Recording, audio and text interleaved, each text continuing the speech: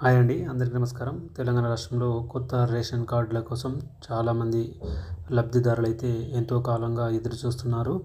ఈ రేషన్ కార్డుల అప్లికేషన్ కోసం తెలంగాణ కొత్త ప్రభుత్వం అయితే అప్లికేషన్లు అయితే మళ్ళీ తీసుకోనుంది.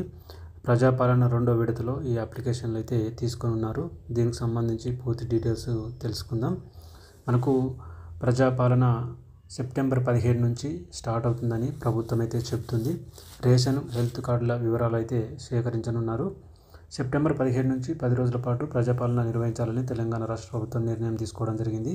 రేషన్ కార్డు, హెల్త్ కార్డుల కోసం వివరాలు సేకరించాలని సీఎం రేవంత్ రెడ్డి అధికారులను అయితే ఆదేశించినట్లు సమాచారం. పూర్తి హెల్త్ ప్రొఫైల్తో ప్రతి పౌరుడికి హెల్త్ కార్డు ఇవ్వాలని ఆయన సూచించారు. దీనికి సంబంధించి క్షేత్రస్థాయిలో అధికారులను సన్నద్ధం చేయాలని రేవంత్ రెడ్డి ఆదేశించారు. మరోవైపు smart, proactive, efficient and effective డెలివరీపై సమీక్షలో సీఎం రేవంత్ రెడ్డి కీలక నిర్ణయం తీసుకున్నారు. ఉస్మానియా ఆసుపత్రిని గోషామహల్కు తరలించాలని కూడా నిర్ణయం తీసుకోవడం జరిగింది.